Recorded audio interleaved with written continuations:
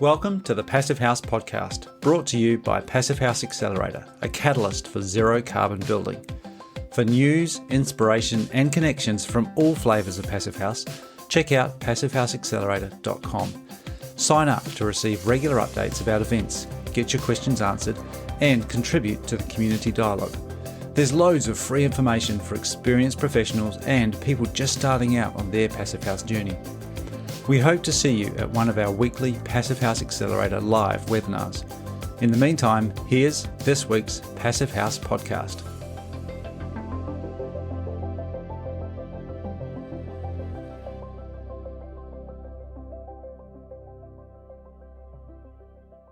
Welcome back to the Passive House podcast. I'm Matthew Cutler-Welsh, coming to you from Tamaki Makaurau, Auckland in New Zealand. And I'm Zach Semke, coming to you from Seattle, Washington. How you doing, Zach? I'm good. It is really, really wet.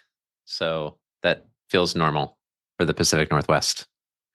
That's my report. Well, as we're recording, it's a little damp here as well. I was reflecting the other day that we haven't had any rain for a little while, and I know that Australia has been dry already, more so than normal, and they've had some early fire bans. So they're bracing themselves for a hot, dry rough summer year. Yeah. over there. So I'm actually quite grateful for a little bit of rain. In a recent trip down to the South Island, where I actually met today's guest, I was surprised how brown it was. And that's fairly normal for the central South Island. It's sort of alpine, tussock, grassland, but it is a contrast to the more, not quite tropical, but definitely more temperate climate up here with a bit more rainfall. You really notice it when you get down and see areas of brown, or very early in, we're not even into summer yet in our part of the world, but things are drying out. So yeah, nice to get a bit of rain. All right, so we are heading back to the bottom part of the South Island, down to Cromwell this week. I caught up with Stefan, who is from Hector Egger. He's Hector Egger New Zealand, and I actually caught up with him in person when I was down at a sustainability summit recently in Wanaka, which was really great. And I've been keen to chat to him and just talk about why they're here and what they're doing, and why they've chosen to build a factory in Cromwell and what their plans are. So we'll get into that. But before we do, we got a few people to thank. Indeed. And maybe I'll just take a moment to mention a couple of notes for North American listeners. When you guys talk about timber framing, just a reminder that's equivalent to stick-built construction here in North America. And then when you're talking about you mentioned $5 million New Zealand, that's equivalent to $2.92 million US. So just for a little context. So I want to thank our stakeholder partner. I want to start with that, NYSERDA, the New York State Energy Research and Development Authority. Also want to thank our founding sponsors, 475 High Performance Building Supply, Ingui Architecture, Partel, Rockwell North America, and Zola Windows. And our champion sponsors, Buizo, Icon Windows and Doors, Intelligent Membranes, and Source 2050. Awesome. All right. Stephan Mausli is the managing director of Hector Egger here in New Zealand. Now, Hector Egger is a international company, and Stefan explains the origin story of establishing a factory in Cromwell. So I'll let him explain that and why he set about doing that himself based on his background, but also in the context of a lot of other companies seeing the theoretical opportunity for prefab and offsite manufacturing here in New Zealand. Some have tried and failed because there are some challenges to establishing a factory to do that, even though on the face of it, it makes total sense. So we talk a little bit about that and why Stefan got established and how they've been going to date. So here he is, my chat with Stephan Mausli.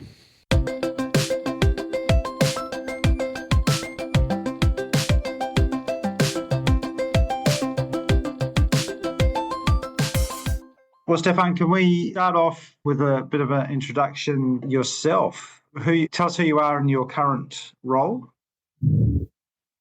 All right. Well, my name is Stephan Mausli. I originally from Switzerland, arrived here in New Zealand 24 years ago. And currently I'm the managing director and part owner of Hector Egger New Zealand. I studied architecture in Switzerland, in Zurich. And I then did some structural engineering as well.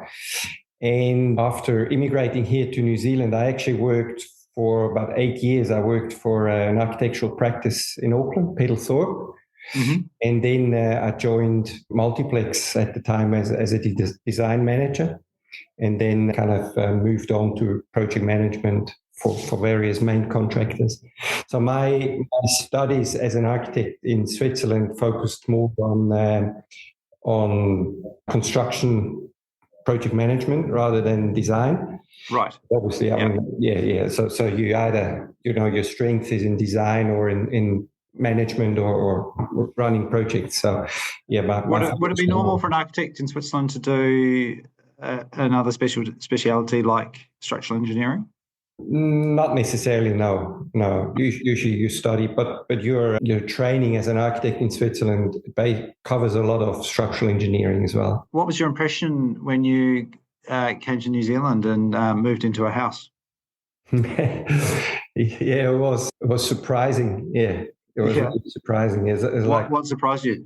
Oh, it's just coming from Switzerland or Germany, where I spent some time as well. Is the talk on thermal performance or performance of a house was, since I don't know 2000 at least, and the performance of a house was very important since 2000. It was actually regulated by governments by saying you have to achieve a certain performance of your building. In Germany. In Germany as well as Switzerland as well, yeah. So like vapor barriers and thermal performance, although not as high as it is these days, but it started to increase, in 2000. And so, coming here, it was surprising, there was no thermal performance really. I mean, it was, and vapor barriers or looking at woofy tests or anything like that was unheard of here in New Zealand. So I don't think there even were any vapor barriers here in 2000. Probably not. Yeah, but then the most surprising thing for me was you paid more relative to your income. Building a house here was way more than in Switzerland, and I mean Switzerland is like the most expensive place, if it comes to construction or something. But so that I thought, holy shit, you pay a massive amount of money, and everyone owns a building here in New Zealand. In Switzerland, you rent. That's what you do. You don't necessarily buy a house or an apartment or anything. So so you pay an absolute fortune for something that has no performance and probably falls apart in like 20 years time. And so that was quite surprising. And the other thing that kind of shocked me as well is we at the architectural practice, we were specifying products that were basically forbidden in Europe. Like I remember there was a paint on waterproofing, for a tanking thing that you painted on blockwork. And there was a big story in Europe that, it causes cancer. It's like highly poisonous and, don't touch it. Yeah. And meanwhile, here it was the number one product and everyone was everywhere praising it and using it. And you kind of go like, well, really? Yeah. Well, that still happens today with the amount of, what is it, copper, chrome, arsenic, or even boron treatment that we applied to our framing timber. Yeah. Or just a couple of days ago, I watched my neighbor spraying Roundup in his garden. Wow, you're like, holy cannoli. I mean, everywhere in the world, this is forbidden. Yeah. People have it in their shelf and spray it before their children go and play on it. It was like... Yeah. I mean, the timber treatment stuff is pretty scary here, even relative to Australia. And I think our timber has a lot more treatment. Yeah. Because we've got a bit paranoid about moisture from the outside getting in, and we kind of assume that there's going to be moisture issues. So we overcompensate for that by having lots of treatment. Yeah. it's so when you arrived, did you already have in mind that you wanted to change something, or where did that motivation come from to set up something and do something a bit different? That grew over time. Yes, I mean, we really love living in New Zealand, and it did a lot of good to us. So over time, I think the desire to give something back kind of grew, and I couldn't really see. I mean, as you're a project manager on a big project for a main contractor, you have a certain influence and you can do certain things, but it always felt like, I probably could do more. So that idea of starting the prefabrication here in New Zealand grew maybe 10, 15 years ago. Right. So I know the like our partners in Switzerland, we were always talking about the fact that 80% of buildings here in New Zealand are built with timber framing, whereas in Switzerland it may be 15% or something. Yet the prefabrication is a lot more advanced in Switzerland for a very long time, whereas here we still it was very basic.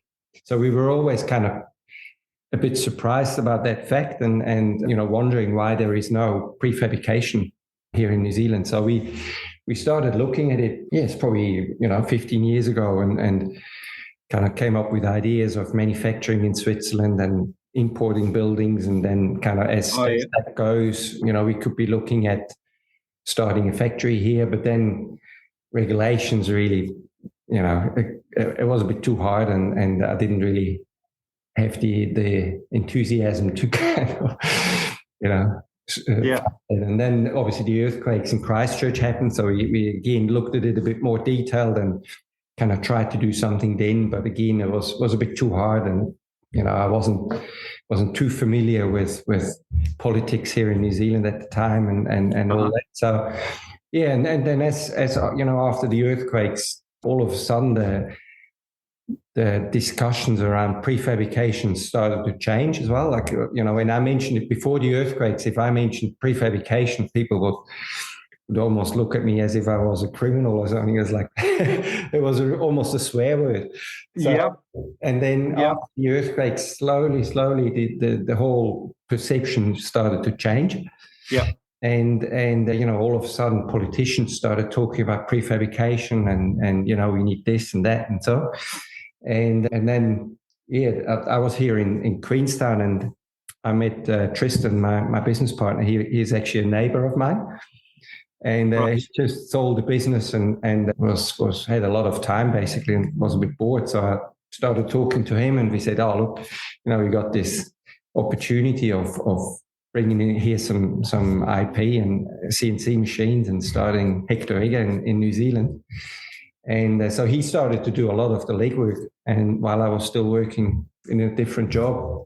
Right. And we started having regular meetings with our partners in Switzerland. So every Monday night we would have, religiously we would have a Zoom call and talk about... In the middle of the night?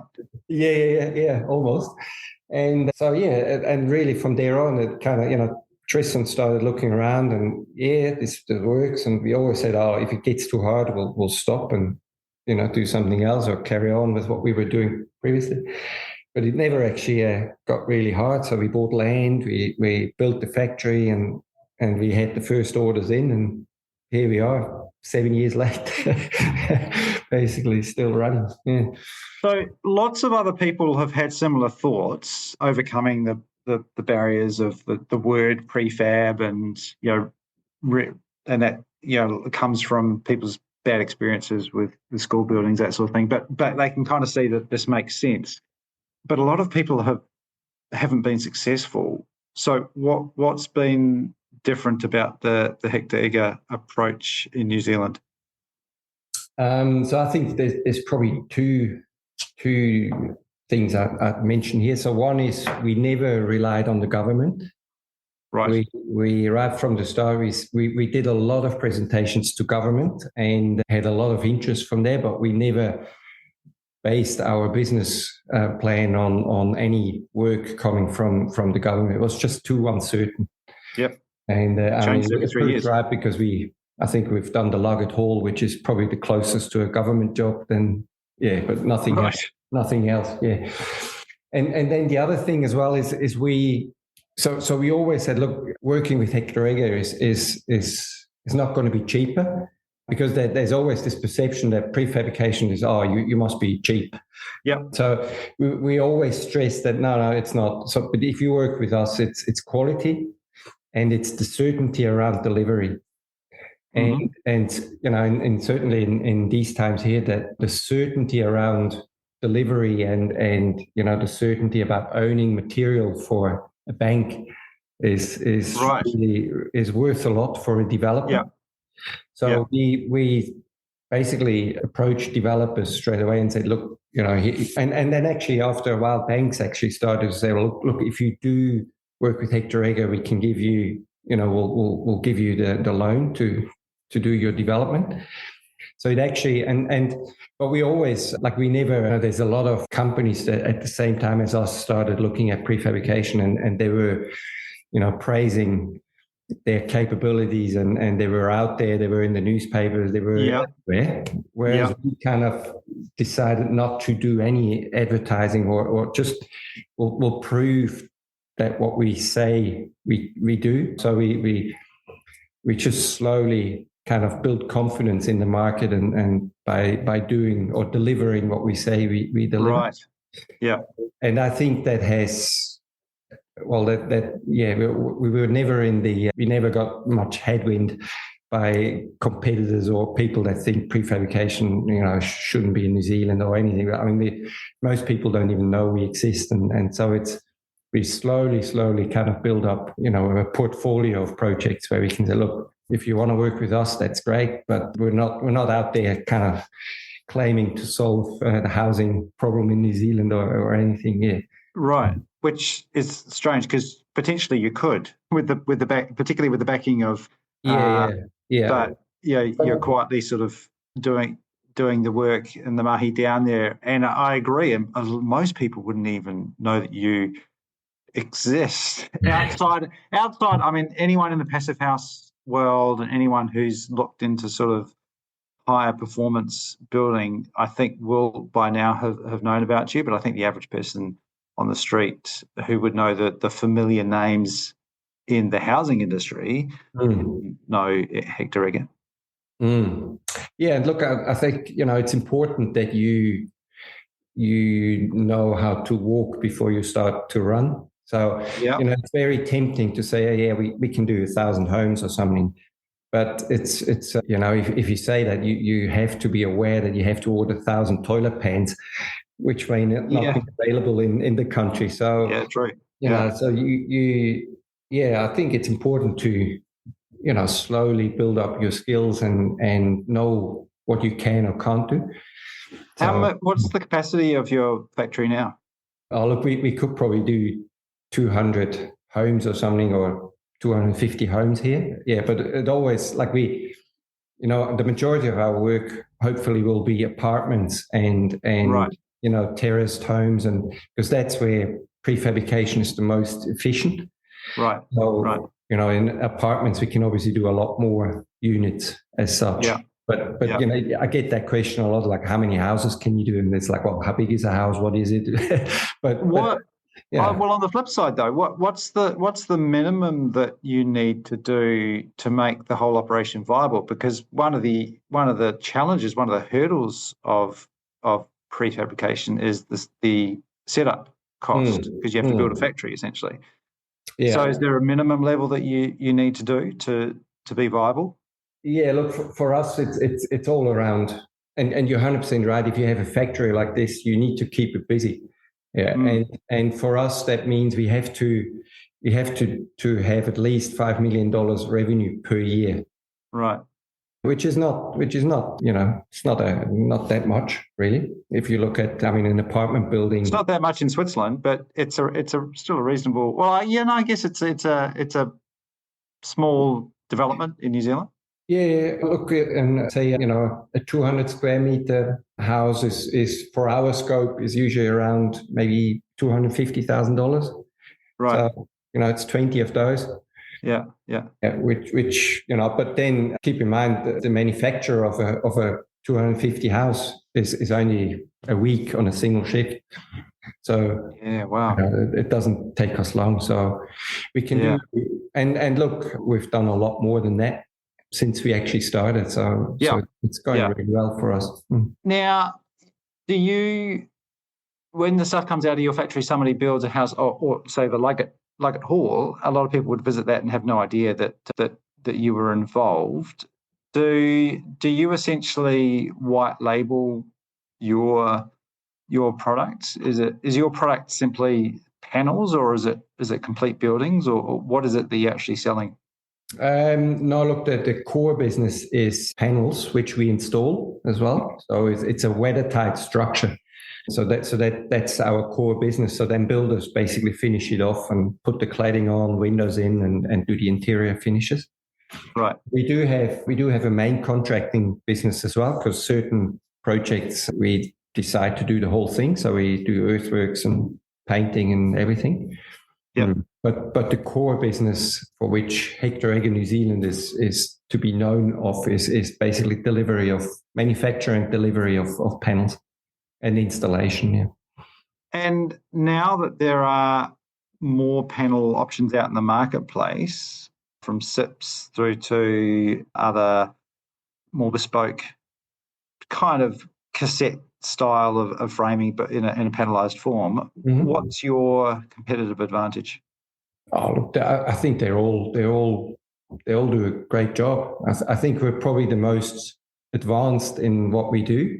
The way we do the shop drawings, the BIM model, and then the manufacturing, the machines we have, and I guess the experience from our Swiss partners and ours now being in operation for 5 years. So, I think that's and really we can do anything, or we can build anything really. Yeah.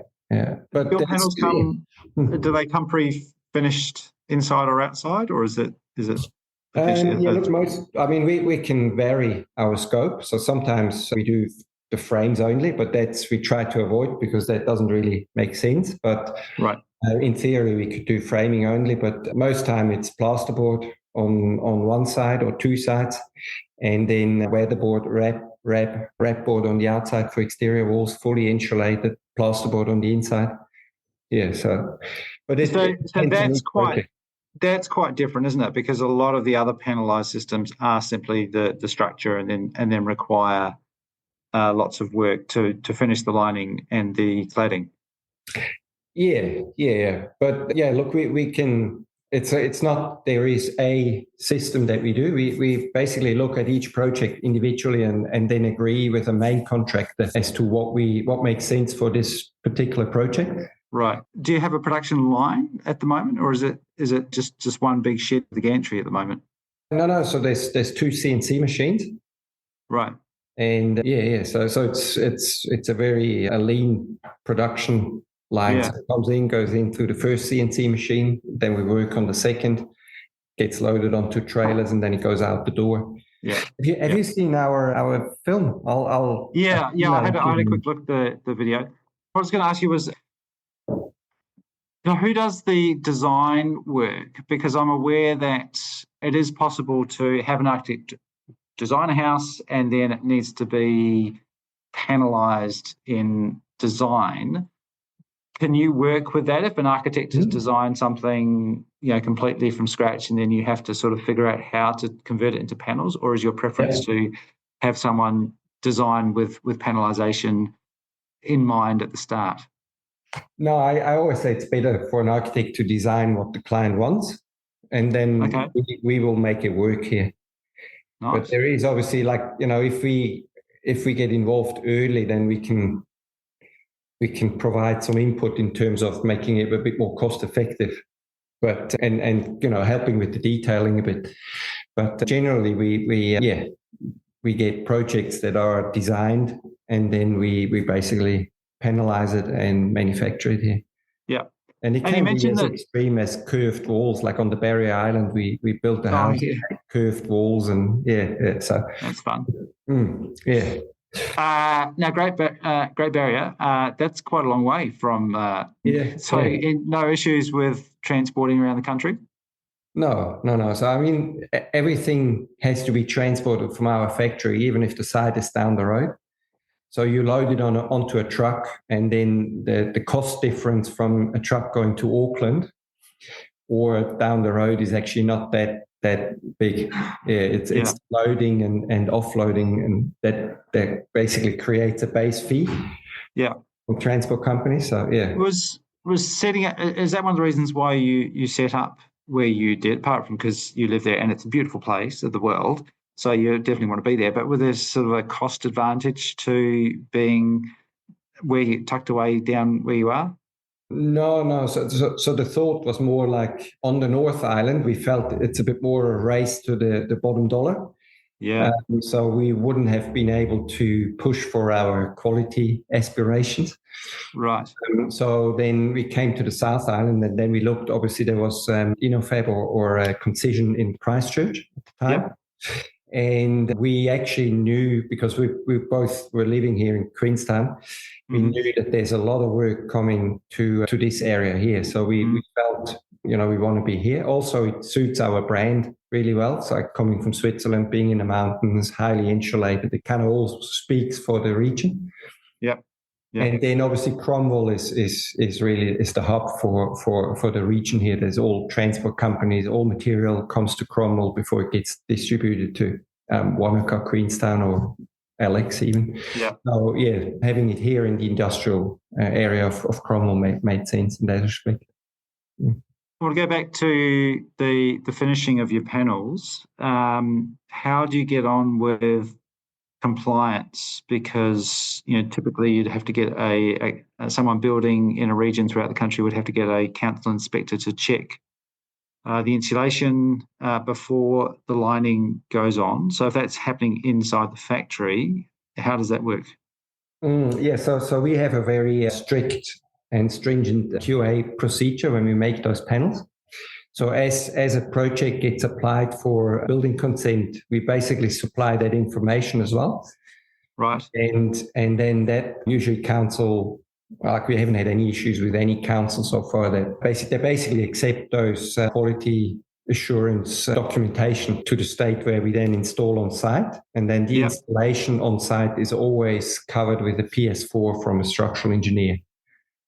Right. All the pre-line inspections, we almost self-certify, although it's not what we do, but with the QA that we do, council basically accept that level of documentation, and they're usually happy with that. We actually had the project on Great Barrier Island. They actually sent a colleague of theirs from Queenstown to come to the factory and take a few photos. Yeah. And that was fine. And look, our QA is such that on site an inspector could point to any panel, and within a couple of minutes we could actually show him the moisture content of the framing as we were using it for the framing. Right. We can show him photos of insulation. We can show him photos of fixings. That actual panel. Of that actual panel, yeah. Wow. So everything is like related back to a QA system, has photos, has sheets where we basically sign off the fixings, the glue if it needs glue, or So everything is like, you wouldn't get that on a site inspection. No, I mean that's over and above what you'd normally get. So you're constantly monitoring that through as it goes through the production. Yeah, every single panel gets multiple sign-offs at every stage of production. Even the loading onto a panel is recorded, at what time, who actually loaded it, how it's secured on the deck. Now, do you know what proportion of your jobs are passive house? Well, it's passive house certified. We only had one, which is the Luggett Hall. Mm-hmm. But we were just actually finished installation yesterday for a house that would probably meet passive house standard. Right. But the client didn't go for any certification or. But essentially, you're providing something that is super insulated. You're reducing any thermal bridging. I'm guessing once it's put together, do you tape the joints taped?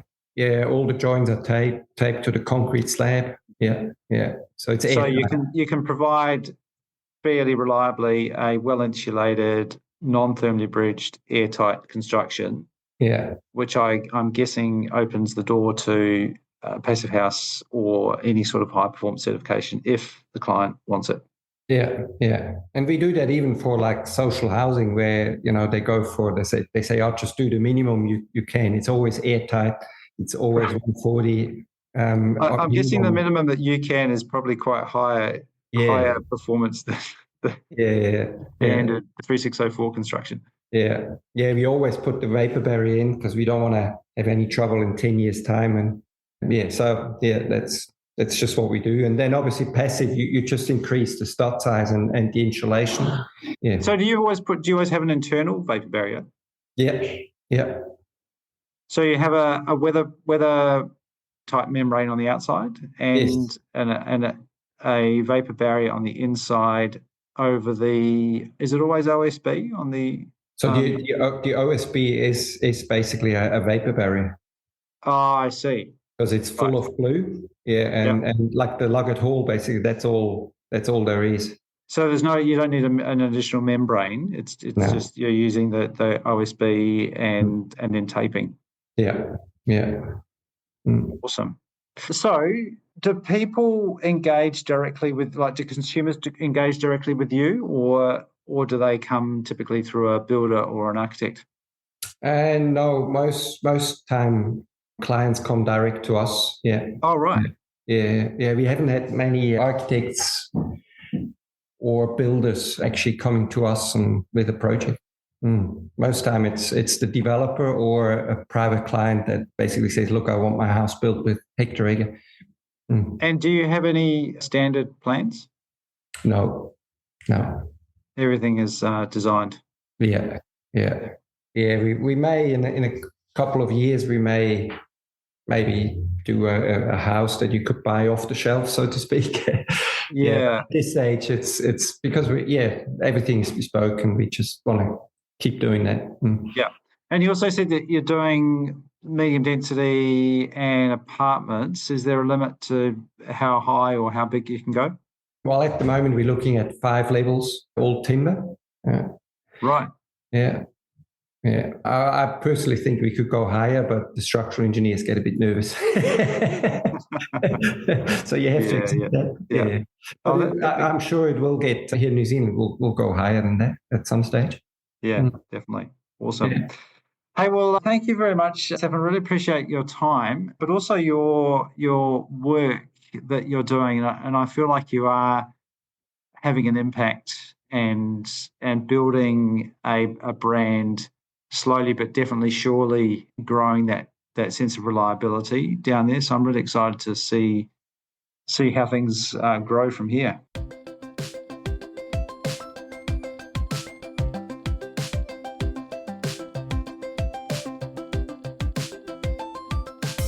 And that was Stephan Mausli from Hector Egger New Zealand, based down in Cromwell, which is, it's a little way from Queenstown. It's a little way from Dunedin. It's kind of a surprise. It might be a surprising place to set up a business if you know that part of the world. Not many people do, because it's kind of out in the middle of nowhere, but there is method to that decision. And I think the success that they've had so far is evidence that it's been a good idea. And I'm hoping that it will grow, and we'll see more throughout the whole country, which they are set up to do. So pretty exciting stuff. What were your outtakes? Well, I loved the beginning of the conversation when he mentioned that he just, he loves New Zealand so much he wanted to give something back. And so he's bringing this cool thing from Switzerland to New Zealand, which is pretty fantastic. And then I was also, I think that he's very clear that this is about delivering quality and certainty around delivery, not necessarily delivering a cheaper product. But that certainty is really important to developers. I mean, developers are managing all sorts of risk, and so if they can, the more things that they can add some certainty around, the better. So, and that makes the apartments, the multifamily buildings that scale make even more sense. Yeah. Yeah, it's interesting that he says that makes more sense than just the standalone single unit family, which is often what we see as sort of small houses, transportable homes, but they're thinking bigger than that, thinking panelization. And I was interested because I just assumed that they were white labeling stuff, so just sending just panels, and then builders were using that to construct their own product, their own homes with their own look and feel. So I was interested that customers were actually going directly to Hector Egger because, again, my assumption is that particularly up here in Auckland, no one really knows. Certainly the general market, the consumer market, would never have heard of this company. But obviously they've got quite a big presence because it's a fairly small region in terms of population where they're located. And if a company from Switzerland comes and sets up a big factory, people tend to notice that. So I think locally they probably are quite well known, and people can obviously go direct to them. People are keeping an eye on what's going on from the industry as well, because as I mentioned, a lot of companies have tried something similar, setting up factories, prefabrication, off-site manufacturing, all makes a lot of sense for so many reasons. And a lot of people have joined those dots up and said, well, I'm going to give this a go because surely this is a better way of building.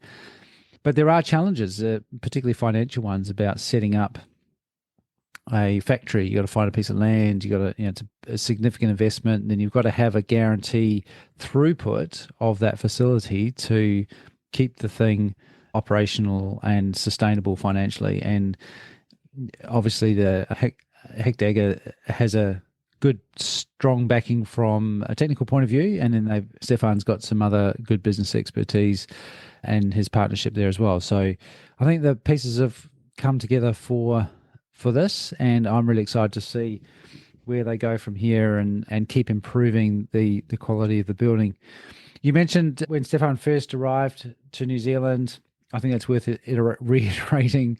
It's such a common story that people come here from much harsher climates and always comment that they've never been colder when they get to live in a crappy New Zealand house.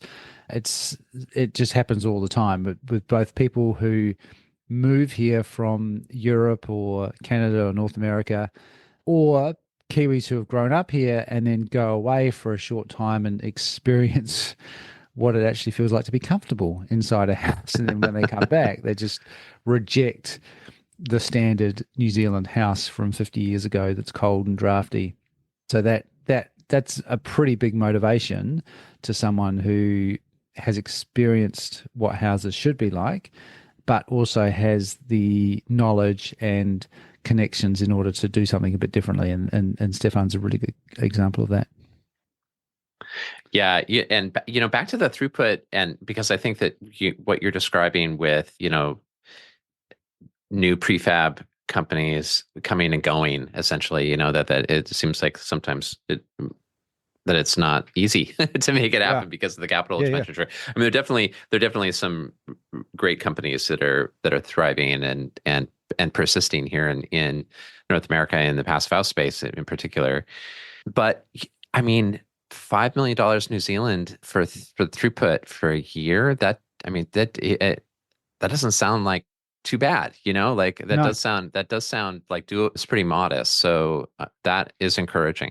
It seems. Yeah, and I think they've done that by keeping the team pretty lean. Like it's not a huge team. They've also, I think they're kind of doing a bit of a minimum viable product in terms of the technology that they've got there now, relying on some of the software rather than big heavy machinery.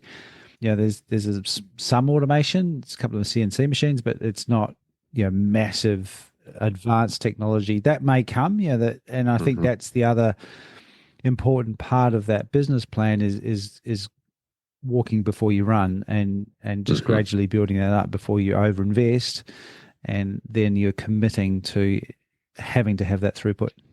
Yeah, smart.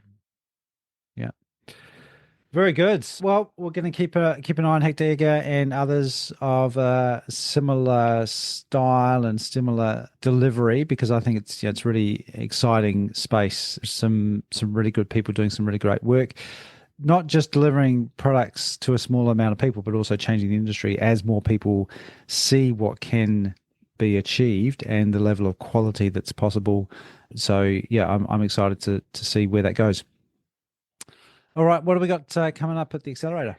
Well, this week we have Thanksgiving in the U.S., and so we have a quiet week in terms of events. But if you want to engage on the Reimagine Buildings Collective, that's always available to you. The next week, on Wednesday, we have a 101 edition of the Passive House Accelerator live series. We're going to be joined by Elizabeth Boudinot, and she will be presenting how to reduce embodied carbon. And then on Friday, this is the big event, we have Reimagine Buildings Biomaterials, which is a half-day virtual conference that we are producing in collaboration with Chris Magwood of RMI, and we'll be looking at the carbon sequestering and storage potential of biomaterials in buildings. So not only looking at how to slash the upfront carbon emissions of buildings, but even exploring how to, make these buildings truly climate positive. And so we'll be diving into the best and top biomaterials solutions available and how they're being applied in the real world through case studies. We'll be hearing from the leading pioneers of this movement of biomaterials and carbon storage, and coming away with all sorts of actionable information. And you can register in one of two ways. You can register for the conference a la carte, or you can join the Reimagine Buildings Collective and receive free admission to the biomaterials conference as part of your membership, and then also access to all the replays of previous conferences, access to Ed's the courses by Ed May for PHPP and Woofy Passive, and most importantly, the access to the community forum and connection to other building professionals who are stepping up to tackle climate change. So we hope it's growing fast, and we're super excited about it. We're eager to get more and more people involved. Yeah, definitely get into it while those courses are still included in that membership price, because that's an incredible deal, whether you're doing PHPP or Woofy or both. Yeah, right. Get stuck in, some really great content there, so that you're actually hands-on on the tools and really learning the nuts and bolts of the energy modeling, and the Woofy modeling is fantastic. All right. Thank you very much, Zach. We'll be back again next week with another episode of the Passive House Podcast.